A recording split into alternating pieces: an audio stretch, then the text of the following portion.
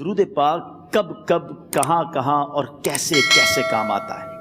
ایک بہت ہی خوبصورت واقعہ، بڑا ایمان افروز واقعہ ہے جو میں آپ کے سامنے پیش کرتا ہوں۔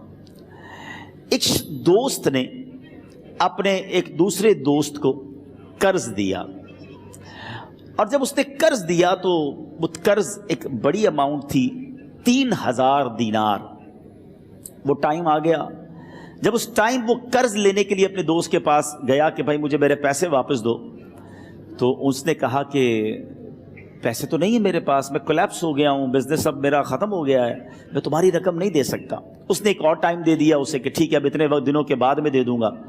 وہ ٹائم بھی گزر گیا، اور جب وہ ٹائم بھی گزر گیا تو اس کے بعد اس دوست نے کہا کہ اب تو پیسے دے دو بھائی، میرا ٹائم پورا ہو گیا ہے۔ پھر نہ دے سکا ٹائم۔ آخر کار معاملہ جو ہے وہ کورٹ میں چلا گیا، قاضی کے پاس چلا گیا۔ اب قاضی نے جس کو پیسے دینے تھے اس کو بلایا اور کہا کہ بھائی آپ کو اس کے پیسے دینے ہیں؟ کہتا ہے ہاں پیسے تو دینے ہیں۔ تو کہا پھر دیتے کیوں نہیں ہو؟ کہا پیسے ہیں ہی نہیں، کاروبار ہی ختم ہو گیا ہے، قرضہ تو لیا تھا، اب میرے پاس بچا ہی کچھ نہیں ہے۔ تو کہا اچھا اب یہ بتاؤ کہ کب دو گے، کیسے دو گے؟ اس نے کہا بس میرے پاس پیسے ہی نہیں ہیں۔ تو کہا اب تمہارے پاس 30 دن کا ٹائم ہے، 30 ڈیز میں یا تو اس کے پیسے لوٹا دو یا 30 دن کے بعد تمہیں قید کر دیا جائے گا۔ یہ شخص اب گھر آیا، پیسے تو تھے نہیں، مگر شاید علماء نے لکھا کتابوں میں، یہ واقعہ کئی بڑی بڑی کتابوں میں لکھا اور درود پاک کے فضائل کی بڑی بڑی کتابوں میں لکھا، اور اس شخص نے سوچا کہ اس نے ایک حدیث پاک پڑھی ہوئی تھی کہ جس میں یہ نبی پاک علیہ الصلوۃ والسلام نے فرمایا ہے، جس کا مضمون ہے کہ جو شخص پریشان ہو، مصیبت زدہ ہو، اسے چاہیے کہ مجھ پر کثرت سے درود پاک پڑھے، کیونکہ درود پڑھنا مصیبتوں اور پریشانیوں کو لے جاتا ہے۔ اب اس عاشق رسول نے سوچا اور تو کچھ ہے نہیں، اب میں درود پاک پڑھنا شروع کرتا ہوں۔ صبح سے لے کر شام تک وہ درود پاک پڑھنے لگ گیا۔ 27 دن گزر گئے، only 3 days left، 3 دن باقی تھے قاضی کے پاس جانے میں۔ 27 دن گزر گئے درود پڑھتے پڑھتے۔ جب 28ویں رات آئی تو آنکھیں تو بند ہوئیں، مگر خواب میں اسے ایک آواز آئی، گھبراؤ نہیں، تمہارا قرضہ ادا کر دیا جائے گا، تمہارا مسئلہ سالو ہو جائے گا۔ صبح اٹھتا ہے، درود پاک پڑھ رہا ہے، مگر کہتا ہے یہ آواز سے تو مسئلہ حل نہیں ہوگا، پیغام کیا ہے اسے سمجھ نہ آیا۔ 28واں دن گزر گیا، 29ویں رات آ گئی، مگر اب آنکھیں بند ہوئیں اور قسمت جاگ اٹھی۔ نبی پاک صاحب لولاک صلی اللہ تعالیٰ علیہ وسلم خواب میں تشریف لائے، اور پیارے آقا صلی اللہ تعالیٰ علیہ وسلم نے فرمایا گھبراؤ نہیں، علی بن عیسیٰ وزیر کے پاس جاؤ، وہ تمہارا قرضہ ادا کر دے گا۔ اب یہ عاشق رسول صبح اٹھا تو ویری فریش، حشاش بشاش کہ اب تو کام ہو گیا، نبی پاک نے خواب میں آ کر بشارت دی ہے۔ مگر پھر ذہن میں سوال آیا کہ علی بن عیسیٰ کے پاس جاؤں گا تو ثبوت کیا ہے، پروف کیا ہوگا؟ میں جا کر اس کو کہوں گا کہ میرا قرضہ دے دو تو ایسے تو قرضہ نہیں دے دینا، اور میں نے اس کو کہا کہ مجھے نبی پاک نے خواب میں کہا ہے، اور اس نے اگر مجھ سے کوئی نشانی مانگی تو میں نشانی کیا دوں گا؟ آخری دن تھا، 29واں دن تھا، وہ بھی درود پڑھتے پڑھتے گزر گیا۔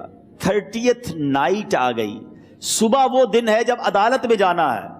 اب اس رات پھر نبی پاک علیہ الصلوۃ والسلام خواب میں تشریف لائے، اور آقا علیہ الصلوۃ والسلام نے فرمایا کہ علی بن عیسیٰ وزیر کے پاس جاؤ، وہ تمہارا قرض ادا کر دے گا۔ کہ حضور چلا تو جاؤں گا، لیکن اگر وزیر نے مجھ سے کوئی نشانی طلب کی تو میں کیا جواب دوں گا؟ پیارے آقا علیہ الصلوۃ والسلام نے کمال کا ارشاد فرمایا کہ علی بن عیسیٰ سے کہنا کہ تم روزانہ فجر کی نماز کے بعد 5000 بار درود پاک پڑھتے ہو، یہ راز فقط تم جانتے ہو اور تمہارا رب جانتا ہے۔ اب یہ جب صبح اٹھا تو ایک نشانی بھی مل چکی تھی۔ عدالت میں جانے سے پہلے وزیر کے دربار میں پہنچ گیا، اسے یہ ڈر تھا کہ آج پیسے نہ لوٹائے تو سزا ہو سکتی ہے۔ جب وزیر کے دربار میں پہنچا تو وزیر اپنے مشیروں کے ساتھ بیٹھا تھا۔ کہا مجھے آپ سے بات کرنی ہے۔ کہا بتاؤ کیا بات کرنی ہے؟ کہا میں ایک پیغام لایا ہوں آپ کے لیے۔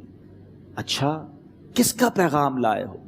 کہا میں نبی پاک جناب محمد مصطفیٰ صلی اللہ تعالیٰ علیہ وسلم کا پیغام لایا ہوں۔ وہ عاشق رسول وزیر تھا، کہتا بتاؤ میرے آقا نے کیا پیغام دیا ہے؟ کہ حضور میں 3000 دینار کا مقروض ہوں، آج آخری دن ہے اور میرے آقا نے مجھے بشارت دی ہے کہ آپ سے کہوں کہ آپ میرا قرض ادا کر دیجئے۔ علی بن عیسیٰ کہتا ہے کوئی ثبوت ہے آپ کے پاس؟ ہے کوئی دلیل بھی ہے آپ کے پاس؟ میں کیسے مان لوں کہ آپ کو نبی پاک علیہ الصلوۃ والسلام نے بھیجا ہے؟ عاشق رسول کہتا ہے خالی ہاتھ نہیں آیا، میرے آقا نے مجھے دلیل بھی عطا فرمائی ہے، مجھے ایک ایویڈنس بھی دیا ہے، اور پروف یہ ہے حضور کہ آپ روزانہ صبح فجر کی نماز کے بعد نبی پاک صلی اللہ تعالیٰ علیہ وسلم کی بارگاہ میں درود و سلام کا نذرانہ پیش کرتے ہیں۔ جب تک 5000 کا عدد پورا نہیں ہوتا آپ اس وقت تک کسی اور سے بات نہیں کرتے، اور اے وزیر صاحب یہ راز صرف آپ کو پتا ہے اور آپ کا رب جانتا ہے۔ اللہ اکبر! وہ وزیر تو جس کو کہے نا جھوم اٹھا، ایسا عاشق رسول وزیر تھا جو روزانہ صبح 5000 درود پڑھتا ہو، اس کی تو عید ہو گئی نا۔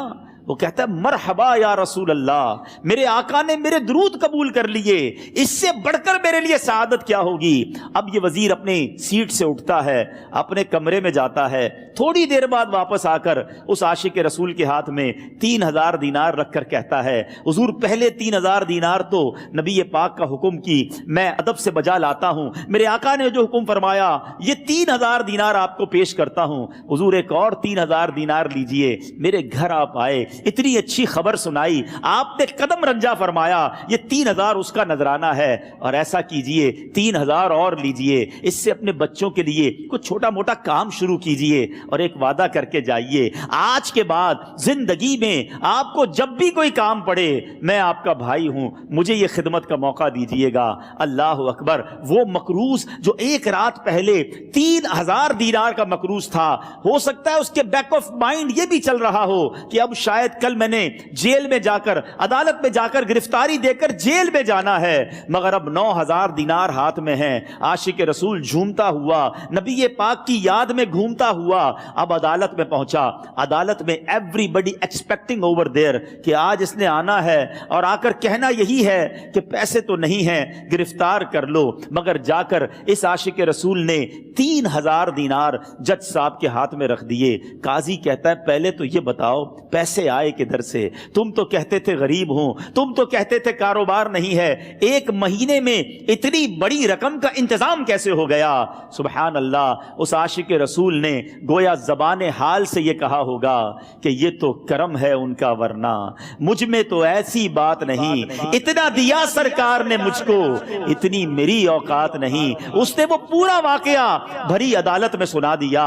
اللہ اکبر! میرے پیارے اسلامی بھائیوں ذرا سوچو پہلے زمانے میں کیسے عاشقان رسول ہوا کرتے تھے، وہ جج وہ قاضی بھی کیسا سرکار علیہ الصلوۃ والسلام کا عاشق تھا۔ اپنی سیٹ سے اٹھتا ہے، بھرے دربار میں بھری عدالت میں وہ اپنے چیمبر میں اپنے کمرے میں جاتا ہے، اور تھوڑی دیر بعد واپس آ کر اس کے ہاتھ میں بھی 3000 دینار ہیں، اور وہ 3000 دینار جو ہے وہ اس عاشق رسول کے ہاتھ میں رکھتا ہے کہ سارا ثواب علی بن عیسیٰ کیسے لے جائے، میں بھی تو نبی پاک کا غلام ہوں، میں تمہارا قرضہ میں ادا کرتا ہوں۔ اچھا، اب ایک اور عجیب سینیریو یہ بن گیا کہ جس نے کیس کیا تھا، جس نے دعویٰ کیا تھا، وہ بھی یہ سارا منظر دیکھ رہا تھا۔ کہتا ہے جج صاحب ذرا رکیے، میں بھی اپنے آقا کا امتی ہوں، اور ایک کام کیجئے قلم کاغذ منگوائیے، اس عاشق رسول کا قرضہ ہی میں معاف کر دیتا ہوں۔ اچھا، اب عاشق رسول نے وہ واپس 3000 دینار جو جج صاحب نے دیے تھے وہ واپس جج صاحب کو دیے کہ حضور یہ پیسے آپ ہی رکھ لیں، قرضہ ہی معاف ہو گیا، اب آپ کے پیسے کا میں نے کیا کرنا ہے؟ جج صاحب کہتے ہیں جو پیسے نبی پاک کے نام پر نکالے ہیں اب مجھے واپس نہیں چاہیے، یہ بھی تم اپنے ساتھ لے جاؤ۔ اللہ اکبر! میرے میٹھے اسلامی بھائیوں، وہ عاشق رسول ایک رات پہلے 3000 دینار کا مقروض ہے، اب 12000 دینار لے کر گھر کو واپس جا رہا ہے۔ اس ایک واقعے کے اندر جو ہم سب کے لیے درس ہے، جو ہم سب کے لیے پیغام ہے، شاعر لکھتے ہیں نا، دکھوں نے تم کو جو گھیرا ہو تو درود پڑھو، दुखों ने तुमको जो घेरा हो तो दुरूद पढ़ो, जो हाजिरी की तमन्ना हो तो दुरूद पढ़ो। आज हम बहुत सारी प्रॉब्लम्स में होते हैं। यहां भी हो सकता है मेरा कोई भाई बीमार बैठा हो, कोई कर्जे में डूब गया हो, किसी का कोई बिजनेस प्रॉब्लम चल रहा हो, कोई फैमिली इशू में डिस्टर्ब हो। आप किसी भी प्रॉब्लम में हैं, खुदा की कसम दुरूद पाक ऐसा वजीफा है। लोग बहुत सारे वज़ाइफ पूछते रहते हैं, बहुत सारे जनाब वज़ाइफ के बारे में मालूमात करते रहते हैं। सच्ची बात यह है, हर दर्द की दवा है सल्ले अला मुहम्मद। हर दर्द की दवा है सल्ले अला मुहम्मद। तावीज़ हर बला है सल्ले अला मुहम्मद। तो खुदारा अपनी ज़िंदगी में दुरूद पाक को शामिल कर लीजिए और आप बिलीव करें, जब आपने कसरत से दुरूद पाक पढ़ने शुरू कर दिए, आप अपनी आंखों से देखेंगे आपके प्रॉब्लम दूर हो रहे हैं, आपकी सेहत अच्छी हो रही है, आपके कर्जे उतरने शुरू हो गए हैं, रोजगार में आपके बरकत होना शुरू हो जाएगी, आपके चेहरे पे नूर आना शुरू हो जाएगा, आपकी जबान में असर आना शुरू हो जाएगा।